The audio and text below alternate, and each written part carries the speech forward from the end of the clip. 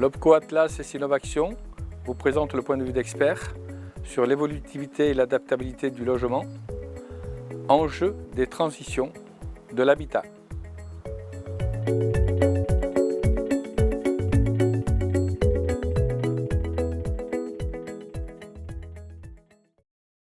Merci de m'accueillir pour répondre à ce projet de réflexion autour de l'adaptabilité. Déjà, si on commençait par la question la plus simple, quand je vous parle d'adaptabilité, qu'est-ce que ça vous évoque? C'est effectivement un enjeu majeur dans la mesure où on a jusqu'à maintenant construit sans prendre en compte le devenir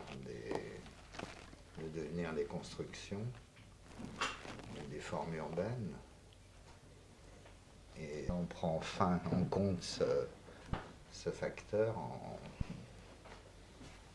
pour tenir compte du fait que des immeubles ou des quartiers peuvent devenir obsolètes et s'ils ne sont pas transformables, ça représente des coûts considérables. Donc quand vous dites obsolète, au regard de vos expériences, c'est obsolète de quel point de vue, dans quelle fonctionnalité? Obsolète déjà techniquement, lié au vieillissement, difficulté de transformation, obsolète en termes d'inadaptation. Si on est sur un plan urbain, on voit bien qu'on a construit parfois finalement, sans le savoir, pour du très court terme. On prend le cas des grands ensembles qui ont été construits en réponse aux demandes des grandes entreprises qui sont implantées dans les banlieues. Et ces grandes entreprises, au bout de 20 ans, ont plié bagages, se sont délocalisées. Donc voilà un bon exemple d'un investissement qui s'est retrouvé décalé. On peut avoir des situations, on le voit bien dans certaines régions où la population diminue. Dans d'autres, c'est l'inverse, on va pouvoir accroître la densité.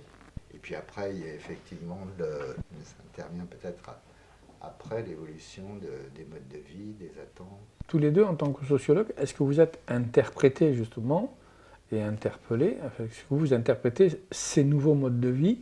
Est-ce qu'on vous interpelle pour faire des propositions de scénarios, comme on appelle aujourd'hui dans le jargon, ces fameux personas qui aident à définir des modèles? On n'a pas travaillé comme ça. Non, ce n'est pas un enjeu qui est posé dans ces termes. En fait, ça fait 40 ans déjà qu'on pose ces questions-là. Cette question oui, c'est ça, Katla. L'adaptation, l'adaptabilité, j'ai envie de dire, c'est un serpent de mer. Ça fait des décennies qu'on la pose parce qu'il y a toujours cette inquiétude de dire les choses changent, les choses bougent, donc il faut qu'on soit prêt à anticiper sur ces mouvements et en même temps, on n'avance pas forcément beaucoup sur le fait de partager une vision, une conception de qu'est-ce que c'est que l'habitat, des caractéristiques fondamentales que devrait avoir l'habitat. Donc on est toujours en train de penser que ça change, ça va changer, il faut être prêt, etc. Mais ce qui est le fondamental, on ne l'aborde pas forcément. Justement, par rapport aux études qui ressortent, que ce soit le rapport Girométrie Leclerc, enfin tout un tas de rapports qui sont sortis, le dernier de Rebsamen qui fait un état de l'art, en tant qu'ergonome, justement, c'est ce qui m'intéresse, c'est dire, quelles sont les caractéristiques autour de l'habitat qui pourraient permettre, alors, autant dans la fonctionnalité que dans le respect, je dirais, des enjeux techniques, quand même de faire des choses où, comme vous le dites, on ne se repose pas la question du serpent de mer tous les 10 ans. Parce que là, depuis 1 an et demi, le Covid a quand même interpellé C'est vrai. par rapport au télétravail. Du coup, la ministre maintenant est en train de dire plus de télétravail parce que les gens pètent les plombs. Parce qu'ils ne peuvent pas travailler chez eux, donc c'est paradoxal. Alors qu'ils ont poussé à avoir 4 jours de travail sur 5 en télétravail. Quelque part, il y a bien un effet sur la santé qui nous oblige à réfléchir sur l'habitat. Je me souviens, il y a 30 ans, on avait fait une étude prospective là-dessus au CSTB. Moi, j'avais été aux États-Unis voir un peu ce qui se développait. Et déjà, il y avait cette question, parce qu'on pensait que ça allait aller beaucoup plus vite, en fait, que ça n'a été, hein, le travail à domicile. Déjà à l'époque, on en parlait beaucoup. Effectivement, il y avait des choses qui étaient ressorties de ces travaux et de tous les entretiens qui avaient été faits à l'époque, et notamment de l'importance d'avoir un espace dans le logement qui puisse être un espace professionnel. Finalement, de franchir une porte, et derrière cette porte, c'est l'espace et le temps du travail. La taille des logements est vraiment un frein, oui, quelque chose qui rend difficile le télétravail. La situation qu'on vient de vivre n'a pas interrogé que ça sur la responsabilité de l'habitat, puisqu'on s'est rendu compte que dans un même logement individuel et collectif, il y a des gens qui vivaient à un horaire décalé, et ça a interrogé sur le confort. On a fait l'école à la maison, on a gardé les tout-petits à la maison. La notion de service à domicile s'est mise là au milieu. Dans la cohabitation, il y a des gens qui faisaient des travaux dans du collectif alors que d'autres étaient en train de se reposer. Enfin, je veux dire, le vivre ensemble a été vraiment interpellé. Quand vous dites, vous, c'est un serpent de mer, qu'est-ce qui fait, au-delà de cette réflexion sur l'habitat, et pourquoi on n'y est pas rentré? Parce qu'on a des gens brillants quand même en France qui réfléchissent.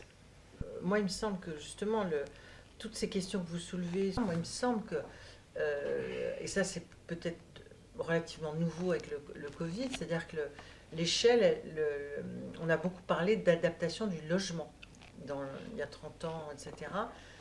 Et peut-être qu'aujourd'hui, la question, serait plus intéressante d'essayer de la poser à l'échelle d'un quartier ou de l'habitat, au sens d'essayer de résoudre des problèmes, ou de prendre en compte des problèmes qui soient dans la très grande proximité par rapport au logement, mais qui ne soient pas dans le logement. On pourrait imaginer que, ça s'est quand même développé, mais dans Paris par exemple, ça se développe que dans certains quartiers, par exemple des espaces de coworking, s'ils deviennent aussi avec des prix abordables, hein, aussi, mais voilà, ça c'est, disons, des espaces collectifs qui pourraient devenir des espaces, je ne sais pas, nous, il y a 150 logements et à l'échelle de la rue, il y en a, il doit y avoir 300 ou 400. On pourrait aussi imaginer, par exemple, qu'il y ait un lieu dédié pour que les gens puissent aller travailler dans ce lieu dédié et ne pas être dans leur appartement quand ils travaillent. Peut-être que ça oblige aussi à repenser cette relation entre l'individuel et le collectif, et de le penser autrement qu'on l'a pensé il y a des années aussi, où c'était plus en termes d'activités, d'associations, etc., mais plutôt de dire, qu'est-ce qu'il est indispensable de pouvoir... quels sont les services, finalement, auxquels on n'avait pas pensé avant, qui seraient indispensables à pouvoir créer, à activer facilement, qui permettent justement cette multidimensionnalité des pratiques, mais à une échelle restreinte, mais qui n'est pas forcément celle du logement. Voilà. Parce qu'on ne peut pas résoudre tous les problèmes à l'échelle il me semble, on ne peut pas résoudre tous les problèmes à l'échelle du logement. Moi, je crois qu'il y a un autre point qui est en jeu, du rapport entre l'intérieur et l'extérieur. C'est-à-dire qu'il y a une attente déjà, indépendamment de la nécessité du télétravail, par exemple. Depuis trop longtemps, les gens ont besoin d'espace extérieur, ont besoin d'un rapport à l'extérieur.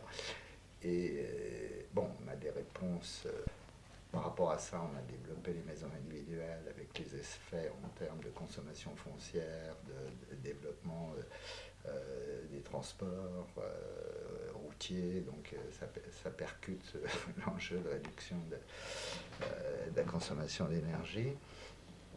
Des réponses, on y viendra, puisque c'est domaine sur lequel nous on a travaillé, qui est l'habitat individuel dense, où on peut créer un habitat qui donne des espaces extérieurs agréables aux gens. Et je pense qu'au niveau du Covid, dont on a fait l'expérience, d'ailleurs, les gens qui se retrouvent dans des appartements déjà pas très grands, mais en plus avec très peu d'ouverture, etc.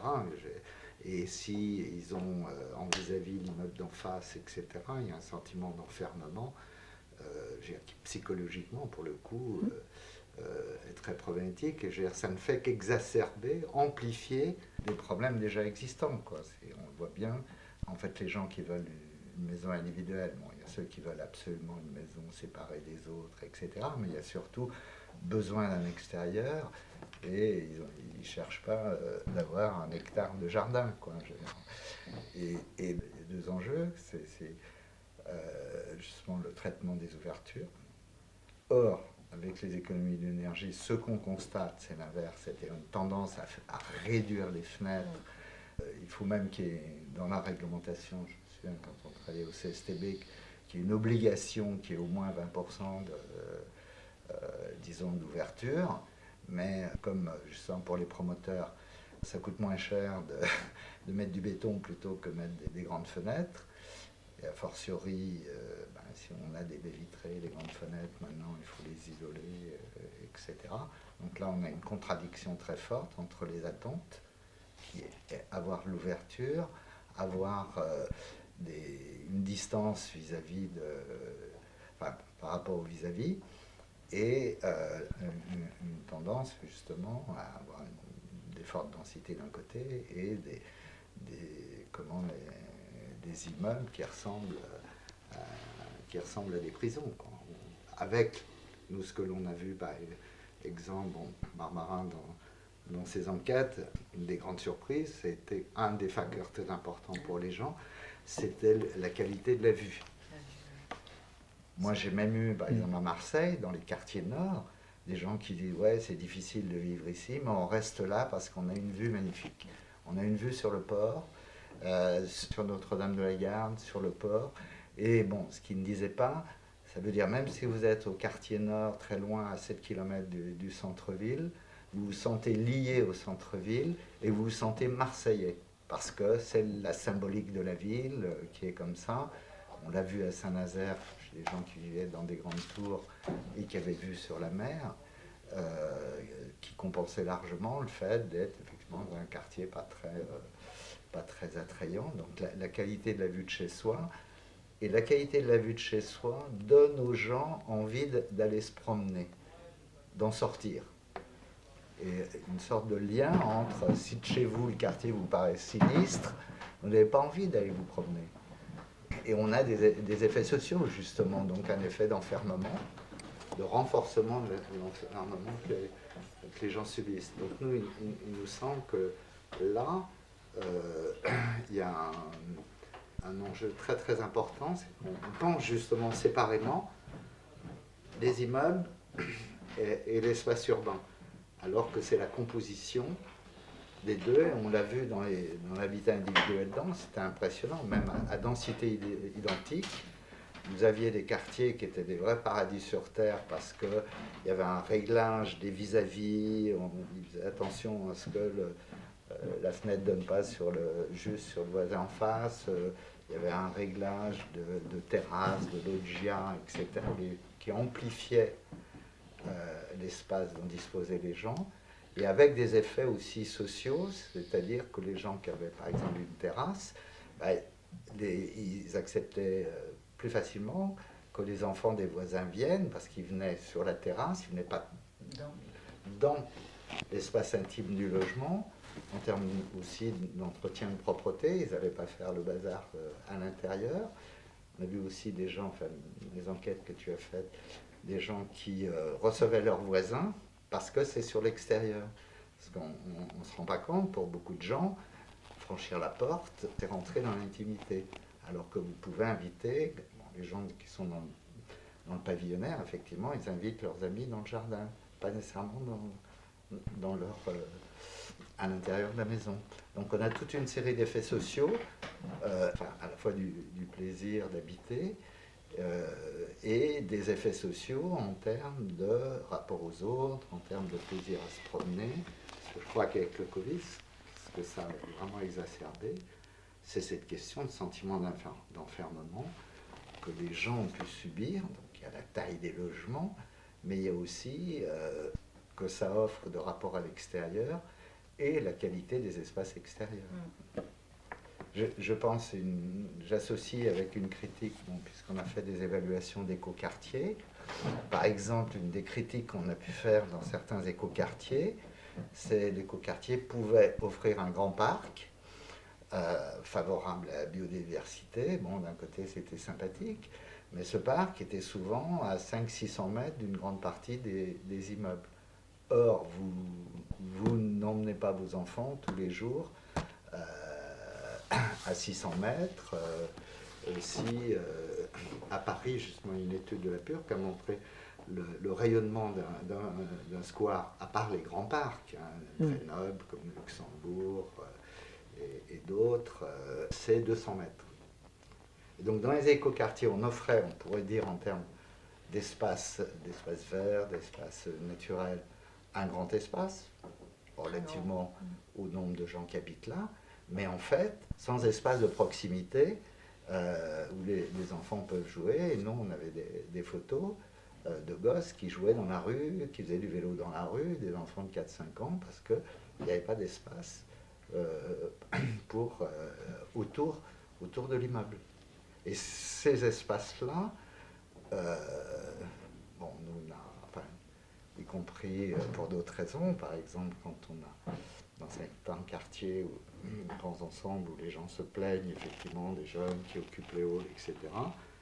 On a eu des expériences où on a offert justement aux jeunes un petit terrain, il ne faut pas grand-chose, soit de basket, soit vous pouvez jouer aussi au football, et puis on a fait un petit préau pour qu'ils puissent s'abriter quand il pleut, et du coup ils ont désinvesti les halls parce qu'ils avaient un lieu à eux sympathique, donc avec tous les effets de réduction des conflits, sentiment d'insécurité, etc. Donc vous voyez, ces espaces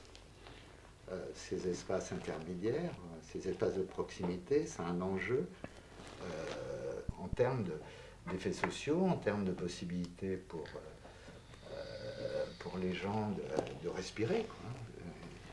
Et c'est pas parce que vous leur offrez un très beau parc à 1 kilomètre de chez eux, alors, ils iront le week-end, effectivement, ça peut être sympathique le week-end, mais pendant la semaine, ils peuvent rester complètement enfermés. Ce matin, je citais donc aux bailleurs que je rencontrais la difficulté à avoir des choses opérationnelles dans des réhabilitations de centre-ville, où on va densifier, minéraliser, et on ne réfléchit pas à cette dimension de proximité. Du coup, on a des espaces habités, puis si on veut aller à la campagne, il faut sortir de la ville, ça veut dire qu'on prend la voiture, ainsi de suite. Donc on dépaysage l'habitat, on n'est pas dans cette réflexion. Enfin, et après, du coup, sur les tiers-lieux, ce matin, le bailleur social que j'ai rencontré disait « Oui, mais ça ne peut pas être à notre charge, parce que c'est quelque chose qui est partagé, alors que nous, dans notre capacité à gérer le logement, on ne gère pas les espaces partagés, quoi. » Alors ça, c'est un autre problème. Je voulais revenir sur ce que vous avez évoqué avant, parce que c'est un point clé des centres de petites villes, des bourgs qui sont en perte de population, avec tous les effets sur le commerce. En fait, ce qui s'est passé, c'est depuis le 19e siècle, on a densifié les cœurs d'îlots. On voit très bien dans les constructions, il y avait à l'origine des cœurs d'îlots plutôt avec des jardins, etc. Et puis la Palugain a fait qu'on a densifié. Et c'est une des raisons majeures qui fait que notamment les familles désertent ces centres-villes. Parce qu'il n'y a pas d'espace pour les enfants. On est dans un paradoxe. Ce sont des bourgs ou des villes à la campagne et les enfants n'ont pas de place. Et qu'un des gros enjeux, justement quand on a une très forte 10 ou parfois 20% de logements vacants, ça serait j'ai réfléchi avec des urbanistes là-dessus, c'est que de détruire les cœurs d'îlots pour offrir justement des jardins, des espaces collectifs dans ces cœurs d'îlots, et que c'était une des conditions, puisque de toute façon il y avait trop de... Donc on avait trop de logements qui se dégradent, et tout l'ensemble se dégrade.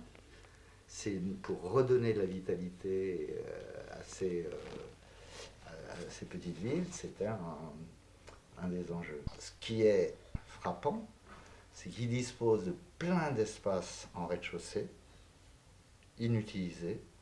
Très souvent, même les logements, quand ils ont des logements en rez-de-chaussée, ils ont du mal à les louer pour les raisons d'insécurité. Et ils ne sont pas dans la capacité de gérer ces espaces pour en faire des espaces de service. Non pas qu'ils assument, enfin, de la même façon, ils ont beaucoup de mal, par exemple, à gérer les commerces. Professionnellement, c'est pas leur compétence. Et là, il y a un déficit parce qu'ils ne gèrent pas ça comme une société commerciale. C'est-à-dire, ils sont dans leur logique. Par exemple, ils ont tendance à louer un loyer qui est le loyer réglementé, etc., au mètre carré, alors que ça ne vaut pas ça.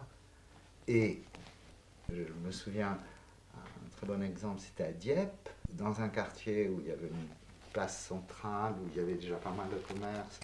Et ce quartier, qui était justement pas très dégradé, en fait, il pouvait servir, déjà il était un peu un pôle urbain pour tout l'habitat autour du pavillonnaire. Il y avait un marché, par exemple.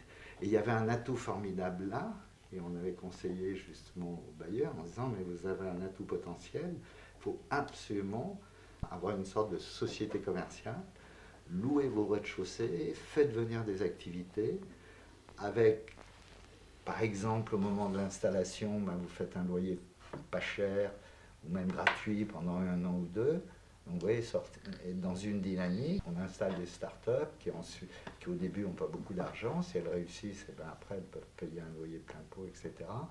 Et avec un double effet de vitaliser, de toute façon, créer de la présence, ça a aussi des effets de sécurité, ça apporte des services et ça favorise la sociabilité.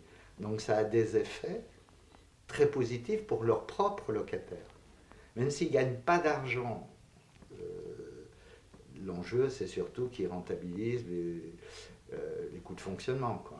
À la limite, il faudrait même le loyer devait être gratuit, à part les charges électricité, chauffage, etc. Enfin, avoir des charges locatives, effectivement, mais peut-être des loyers gratuits.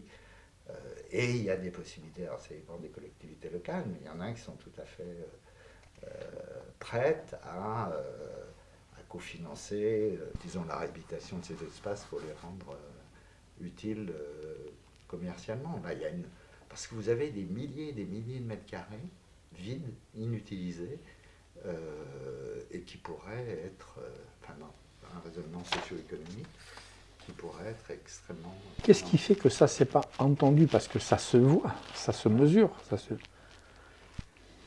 un problème culturel. De la même façon, si vous voyez que les bailleurs, ils gèrent des immeubles, ils ont découvert avec l'ANRU, avec la rénovation urbaine, ils ont commencé à acquérir une culture urbaine qu'ils n'avaient pas du tout. Il faut dire quand même jusqu'en 2000, ils réhabitaient leurs immeubles et qui pouvaient être très bien réhabilités. Et tout autour, c'était complètement dégradé, sordide, etc. Ils disaient...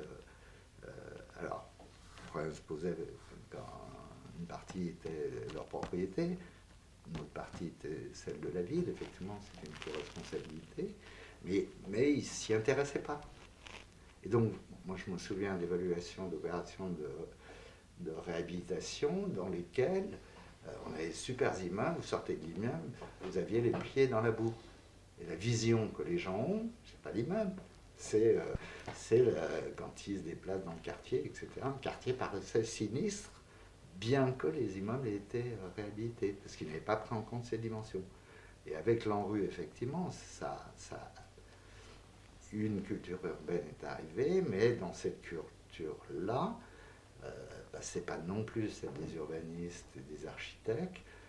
Les enjeux d'activité commerciale, d'activité de services, etc., personne n'est porteur de ces enjeux. Ce qui est intéressant, je trouve, culturellement. Tout ce qu'on développe depuis tout à l'heure, c'est que, je me disais, mais dans cette question de l'adaptabilité et des différentes composantes de l'adaptabilité et dans les réponses qu'on peut lui apporter, en fait, je caricature les positions pour essayer d'être clair. En fait, selon qu'on pose la question à l'échelle du logement, ou si on la pose sur les espaces intermédiaires, des espaces collectifs, etc., les deux options, en caricaturant bien sûr, sont porteuses d'un projet de société complètement différent. C'est-à-dire que si l'approche, c'est de dire, à l'échelle du logement, on va essayer de résoudre toutes ces questions, l'adaptabilité au télétravail, au handicap, vieillissement, etc., on raisonne dans un espace limité et qui est clos sur la cellule familiale.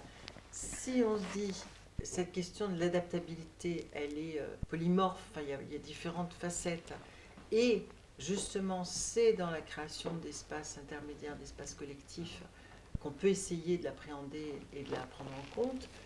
Alors là, on est dans quelque chose de complètement différent parce que, ce que disait aussi Michel, on est dans la création de lieux qui vont médiatiser des relations, des interactions, etc. Et donc, en caricaturant, on est sur deux visions. Pourquoi des visions différentes? Elles sont complémentaires. Oui. Puisque l'humain, il va migrer. Je suis tantôt dans mon habitat et je suis tantôt, effectivement, dans ma citoyenneté. Donc, cette notion d'adaptabilité, est-ce qu'elle ne peut pas être réfléchie globalement en apportant des solutions sur l'évolution, effectivement, de l'habitat, au sens de quelles seraient exactement les fonctions pour lesquelles il faudrait anticiper? Est-ce que c'est continuer à dire c'est manger, dormir, ou est-ce que c'est plus? Parce que dans les fonctionnalités, aujourd'hui, on réfléchit à un espace destiné à une fonction. Et après, sur l'espace collectif, effectivement, ça suppose un projet social de comment je permets de vivre dans ma ville. Vous, en tant que sociologue urbaniste, quels seraient les conseils, dans l'analyse, dans la méthode et dans la proposition politique au sens noble que vous pourriez apporter avec toutes les études que vous avez menées? Prendre en compte une pluralité d'échelles dans la manière dans l'analyse elle-même, c'est-à-dire le logement, l'immeuble, la proximité immédiate de l'immeuble, une proximité un peu plus éloignée, c'est-à-dire vraiment réfléchir à ce que vous disiez, à l'ensemble des échelles, à leur articulation et donc à la manière dont l'aménagement, la création de lieux, etc., peut permettre d'accueillir la prise en compte de questions nouvelles et répondre de manière adaptée et même plus que l'adaptation, parce que l'adaptation c'est restrictif. On dit, il y a quelque chose et on adapte. Peut-être que dans la question de l'adaptation, on peut proposer aussi des choses qui vont générer des évolutions des pratiques. Voilà, sur l'analyse, vraiment, c'est cette question des échelles et de l'articulation des échelles auxquelles se déploie la vie quotidienne, on va dire, des personnes. Mais alors, ça pose après des questions, on en avait un peu parlé l'autre fois en visio, là, c'est sur cette question d'arriver à faire travailler ensemble et à faire coopérer avait un nombre de partenaires assez important, avec des intérêts qui ne sont pas forcément les mêmes, et que on est, même s'il y a eu des progrès importants qui ont été faits, ça reste quand même compliqué, cette question de la coopération et de la conduite de projet au sens de la mise en mouvement de compétences différenciées et au service d'une finalité. La question de... Donc la méthode, c'est celle-là, mais après c'est une méthode qui a besoin parce qu'on en parle depuis des années aussi, et à nouveau, quand même, ça a évolué, mais on a tendance à répéter les mêmes travers, même en évoluant. Je vois par exemple dans les nouvelles générations, là, des projets de rénovation urbaine, de ce que nous disent nos collègues, il y a tellement de diagnostics à faire.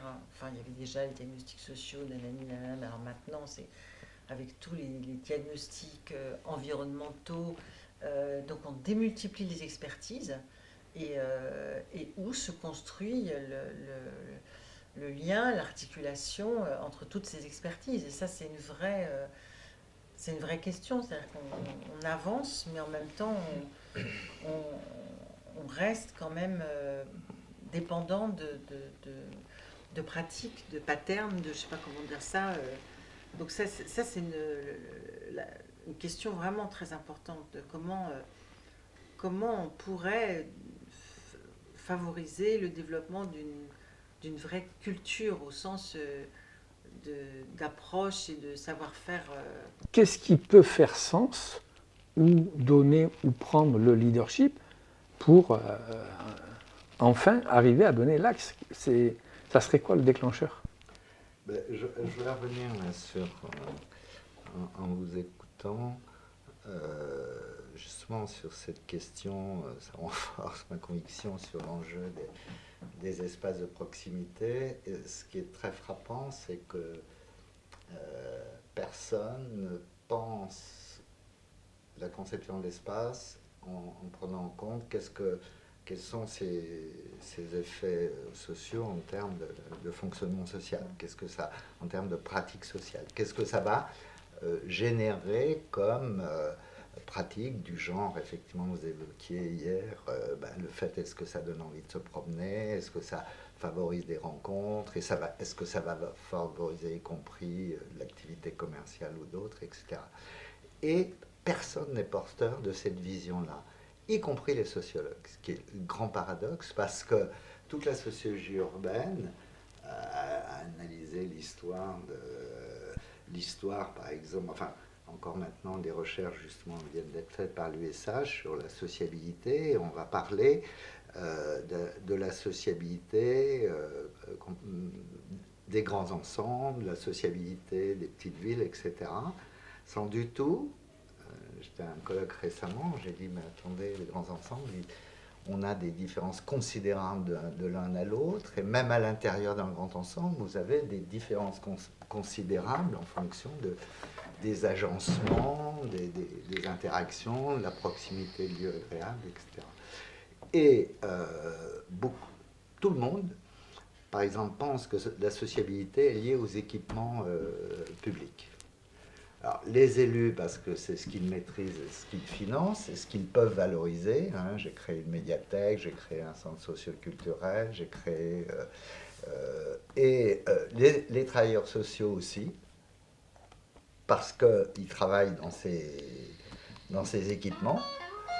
Personne, et c'est vrai que les sociologues ne veulent pas s'aventurer, c'est une question compliquée, dire qu'est-ce que l'espace va contribuer à générer comme interaction, etc. On n'est pas les seuls, mais on fait partie des rares qui se sont attelés à cette question. Et chaque fois, on regarde comment les agencements urbains génèrent effectivement, à commencer par des ambiances, à commencer par des possibilités de se rencontrer, déployer des activités, etc. Et par exemple, dans l'évaluation, puisqu'on a évalué une vingtaine d'opérations de rénovation urbaine, le plus grand déficit, c'est ces espaces de proximité. Généralement, les démolitions étaient intelligentes, ils ont fait des restructurations de voiries intelligentes, ils ont reconstruit de façon plutôt intelligente, etc. Les deux grands déficits, c'est ces espaces de proximité et les pôles urbains. C'est-à-dire essayer de penser une place.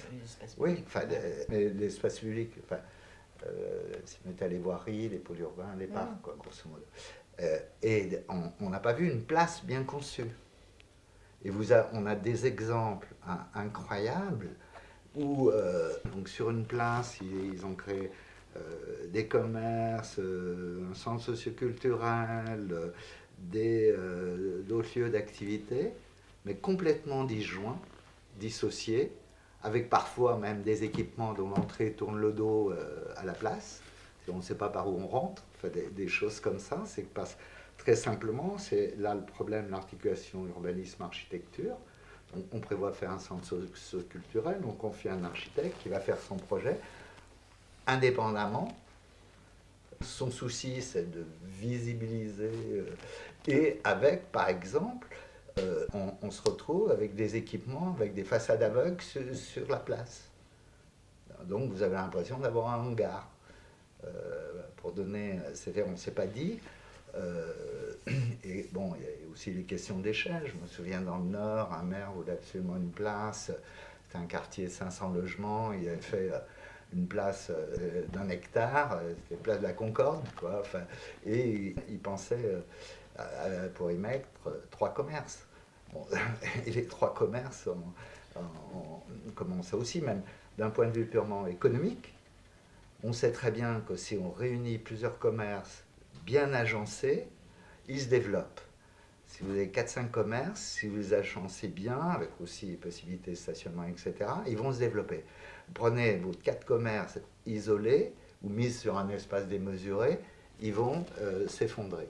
Tous les spécialistes du commerce le montrent.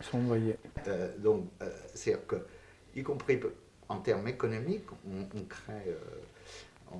on crée des échecs parce qu'on n'a pas ce souci de créer un lieu convivial, que les gens... Parce qu'il manque, il manque une vraie réflexion sur le... Tu parlais de l'espace, l'aménagement de l'espace, etc. tout à l'heure, mais sur le rôle des espaces publics dans le fonctionnement de la vie collective et de la vie de la cité. Ouais. Et que dans les projets qu'on a analysés pour l'ANRU, bon, bah, on s'était dit, on fait les choses de manière formelle. C'est-à-dire que, bah, tiens, là, il faut une place, là, il faut ceci, mais on n'a pas essayé et avec les habitants, d'essayer de réfléchir aux lieux, à l'aménagement des lieux, à l'emboîtement des lieux aussi, parce que c'est important aussi. On va pas, s'il y a une place là, bah, c'est important de prendre en compte qu'il y en a une autre là-bas, dans la manière dont elles vont fonctionner l'une par rapport à l'autre, etc. Il y a un vrai déficit. Et pourtant, dans les réhabilitations, on entend toujours parler de schéma directeur. Oui, bien sûr. Ouais. Et schéma directeur, enfin, quand moi, en tant qu'ergonome, j'interviens sur un schéma directeur dans un établissement, bon, c'est souvent pour un établissement, c'est lié à un projet pédagogique, et donc pour la ville, ça serait lié à un projet politique, donc c'est quand même une intention, et pourquoi on n'y va pas? Enfin, parce que quand il y a eu la loi sur l'accessibilité, par exemple, on a lancé plein de diagnostics sur les plans de déplacement. Et moi, les quelques-uns sur lesquels j'ai travaillé, c'est-à-dire en identifiant, je dirais, des circuits potentiels, donc en même temps, je peux dire qu'on aurait pu dessiner les éléments, je dirais, structurants d'une vie collective, quoi. En partant d'une obligation, l'obligation d'accessibilité pour tout type de handicap. Donc, pourquoi on ne s'appuie pas? Alors, c'est une méthode, le schéma directeur, enfin, c'est un projet d'aboutissement, et donc ça peut être une base. Et en s'appuyant sur des sujets et des dossiers que vous avez traités, ça pourrait déboucher sur des jolies préconisations. Vous parliez de pilotage de ces choses-là. Moi, je pense qu'il y a un outil tout à fait formidable qui est, parler de schéma directeur, j'ai plutôt de programme, mais je dirais, c'est vraiment développer la programmation. Et le rôle du programmiste, qui justement est celui, n'étant pas un spécialiste, même s'il a des compétences urbaines, mais il a aussi des compétences économiques, il a des compétences effectivement de mobilisation des politiques, d'organisation justement. Nous, ce qu'on a vu aussi, on a développé justement, vous savez, sur la participation des habitants, c'est au moment de la programmation. Après, c'est trop tard. C'est pas dire aux habitants, est-ce que vous préférez tel projet ou tel projet? Et c'est de dire, c'est là on a abouti à une démarche d'élaboration d'un cahier des charges habitants qui fait partie, justement, alors qu'il faut rendre compatible avec les enjeux économiques, avec les visées politiques de la ville qui sont tout à fait légitimes, etc. Et il y a un travail de tricotage à ce niveau-là, très en amont. Mais c'est à ce niveau-là, parce que, justement, je relisais des travaux, là, un peu, c'est pas les nôtres, mais c'est faire un programme, c'est faire un projet de vie. C'est bien l'idée, et ça déplace la question à partir du moment où on dit et projet de vie collective. Et c'est vrai qu'on a, inversement, on a des cas, des choses qui existent, qui fonctionnent merveilleusement bien. Le hasard, c'est à côté de chez nous, il y a un parc, vous pouvez y passer. Alors, il est mal entretenu, il est mal planté, il n'est pas très attractif, mais ce parc, il est juste à côté du métro, ce qui fait que des gens se donnent rendez-vous là. Il est à côté d'un collège et il y a des écoles primaires à côté. Vous verriez à 4 heures, ou quand il fait beau, même à déjeuner, le nombre des collégiens qui vont déjeuner là. C'est un lieu de vie sociale. Pourquoi? Parce que il n'est pas très grand. Hein. En plus, il y a un côté pour les boulistes, il y a un côté pour les tout-petits. Et tout le monde y trouve son compte. Et parce que sa localisation, sa configuration, et ce n'est pas quelque chose qui coûte très cher, fait qu'il a une attractivité extrêmement forte. Et pour moi, c'est un vrai équipement collectif, quoi. C'est pas parce que quand on parle d'équipement collectif et équipement public, on pense immédiatement à un immeuble, quoi, enfin une construction, etc. Non, vous avez des espaces verts qui remplissent par leur localisation, par leur conception, qui remplissent une fonction bien plus forte que n'importe quel centre socioculturel. Et vous verrez, il y a une mixité à la fois de classe d'âge, hein, ça va des tout petits de 2 ans jusqu'aux gens de 80 ans. Par contre, aujourd'hui, on est vraiment interpellé dans la démarche participative. Donc il y a des groupes qui se créent, hein, qui se prétendent assistants à la maîtrise d'usage, donc qui sont là, à mon point de vue, hein, pour cautionner déjà des projets pensés et non pas co-construits. Dans vos études, l'approche de la démarche participative, comment vous la vivez et quelles recommandations vous donnez pour que ça soit un facteur de réussite? La dernière expérience que j'ai faite là, à Orly, pour la oui, c'est la programmation d'une ZAC, et dans un contexte très difficile, parce que très très très conflictuel. En fait, c'était une zone d'Orly qui est vraiment malmenée, quoi. Enfin, il y avait un peu d'habitat, des hangars, des activités sources de nuisances, pas de vraies rues. Enfin, donc les gens qui habitaient là se sentaient vraiment abandonnés. Et puis les gens qui habitaient en bordure de cette zone, des deux côtés, s'étaient sentis aussi floués par la ville. Enfin, il y avait vraiment un gros passif avec l'ancienne municipalité. Ils s'étaient attaqués. Enfin bref. Et donc, quand il a été question de faire ce projet, la question c'était comment on fait avec l'hostilité probable et avérée des gens dedans et de l'environnement. Bon. Et je ne vais pas vous tout raconter, mais si vous voulez, j'avais fait un petit article dessus.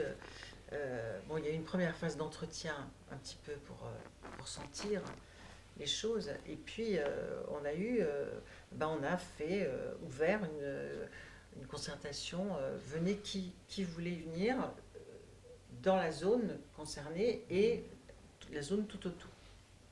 Oui, mais avec un point clé là. C'est la maîtrise d'ouvrage. Oui, mais dans un point clé, c'est de dire on a une première réunion politique, quoi, présidée par la maire, donc une réunion publique, et après, où elle présente ses intentions et ses engagements, c'est important, et après, on avait un atelier d'urbanisme avec les gens qui étaient intéressés pour travailler avec une certaine réunion et un rendu in fine à la réunion publique. Ce n'est pas dans une réunion publique avec 200 personnes, etc., que vous allez élaborer un projet.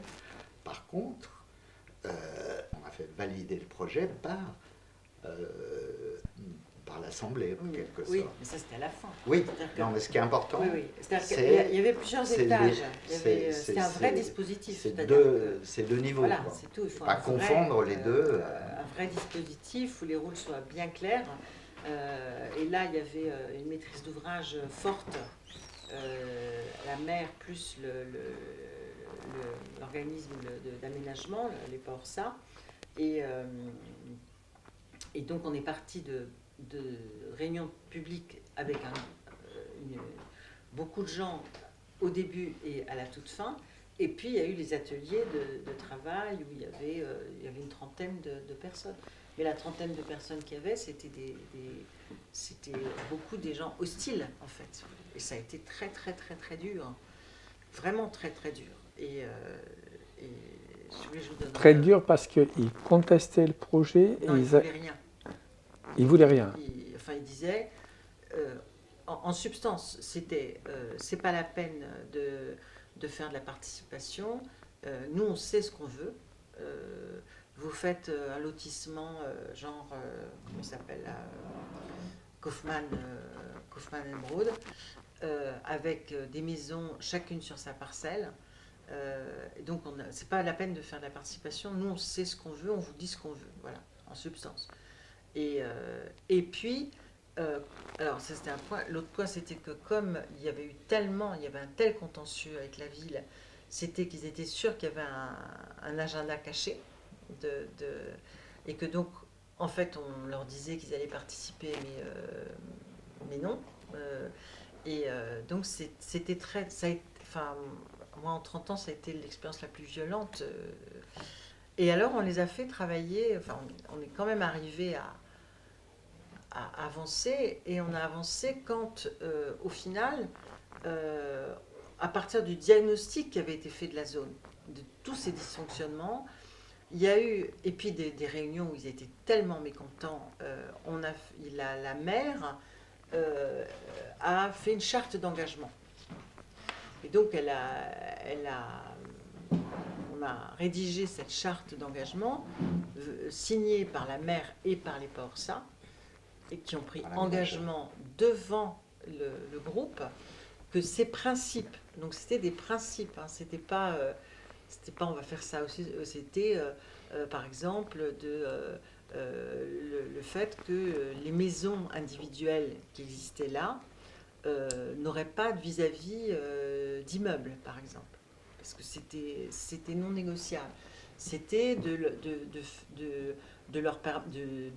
réduire les nuisances olfactives et sonores, etc. C'était d'améliorer la gestion de la zone. Donc il y avait 8 ou 10 engagements, si vous voulez, pour améliorer le fonctionnement et sur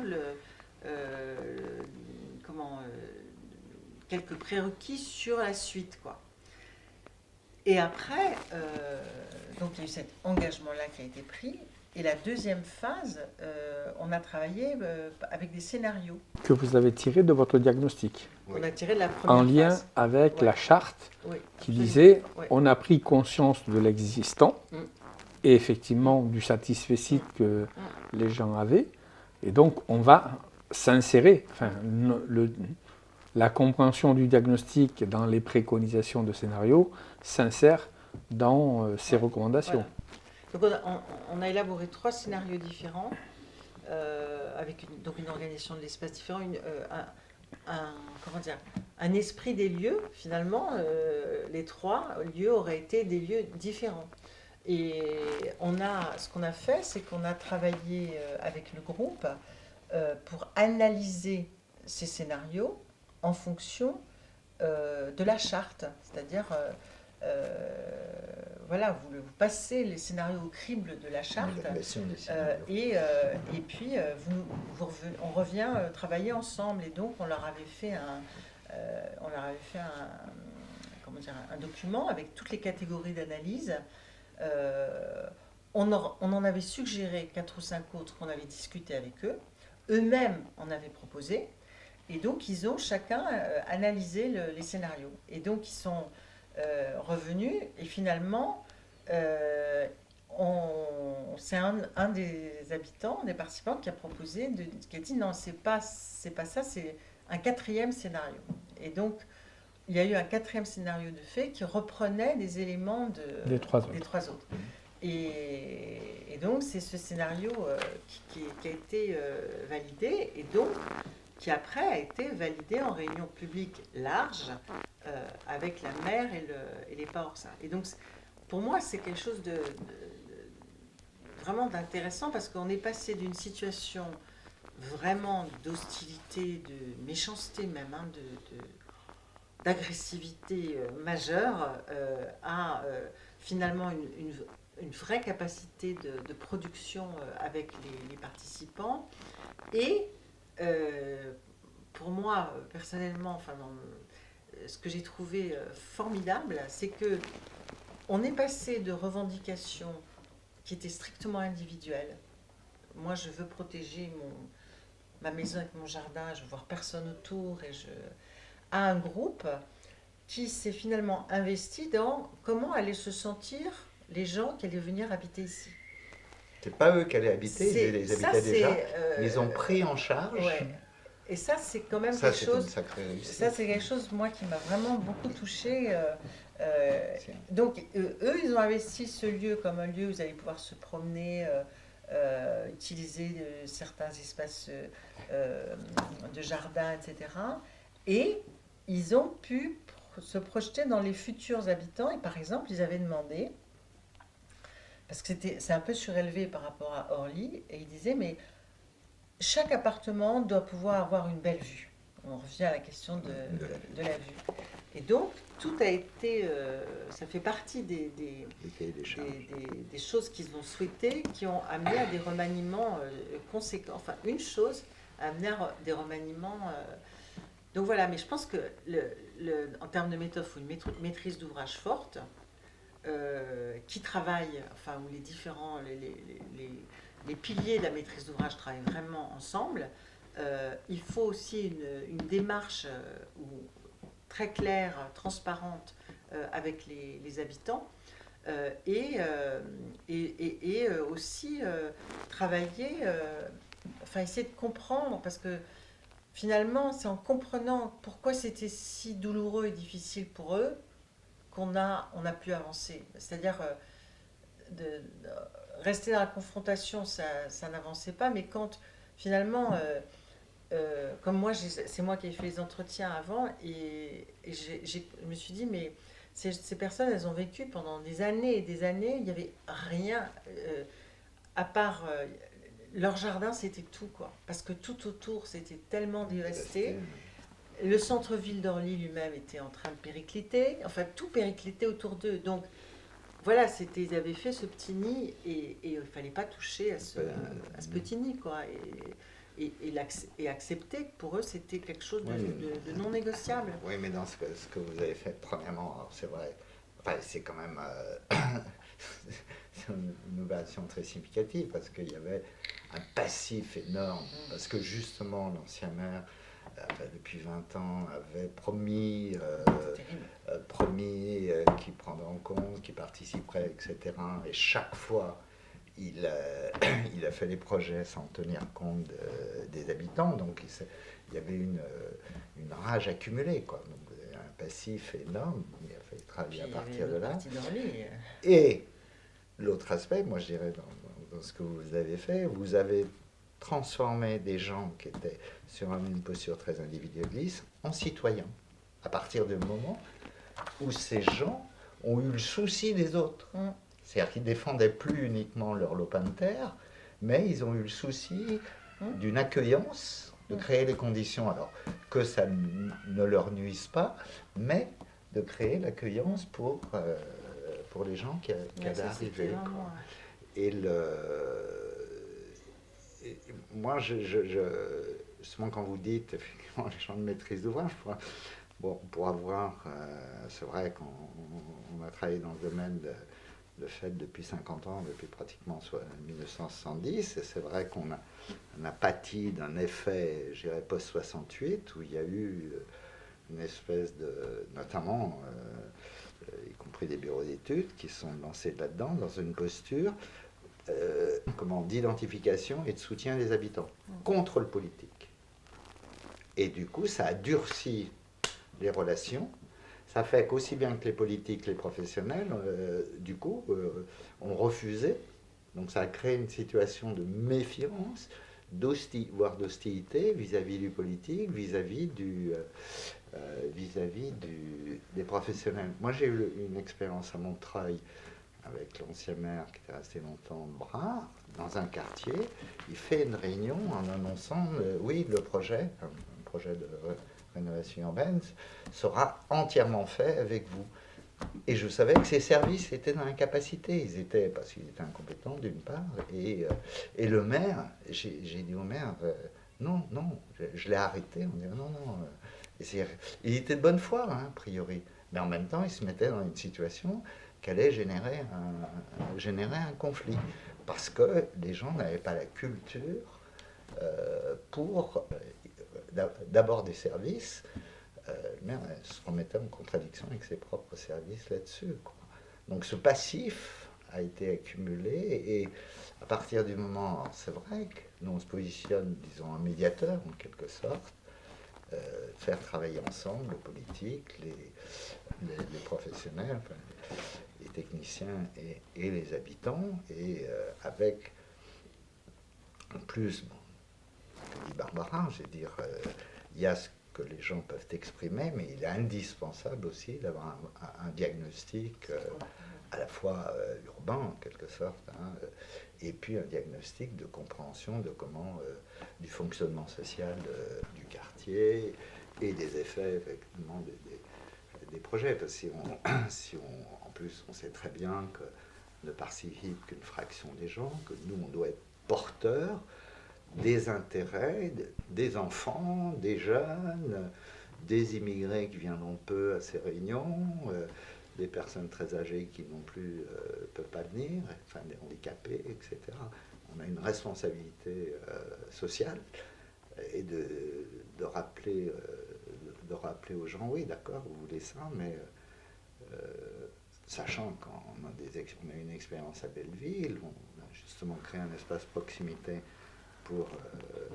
pour les adolescents, on a eu une pétition d'habitants contre ce projet.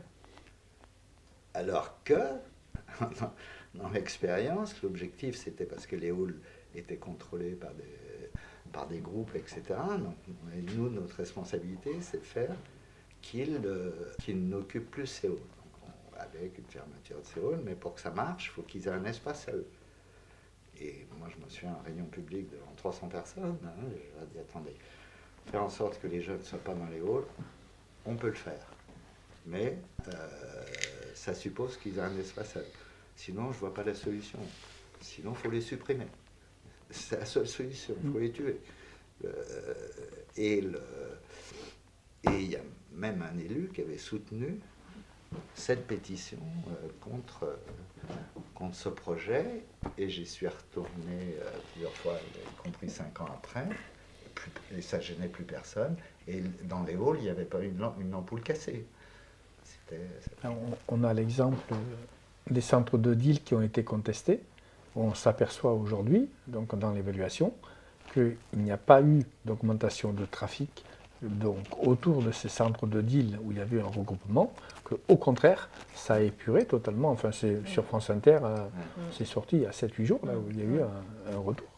Donc effectivement, quand on respecte une méthode, et moi j'aime bien quand vous dites qu'il y a un politique qui est passé par une charte d'engagement, et que c'est l'élément moteur qui s'est articulé, voilà, c'est des choses qui me paraissent intéressantes. Parce que moi, c'est ce que je dis aussi dans la réflexion de gouvernance par rapport à nos sociétés, nos BE.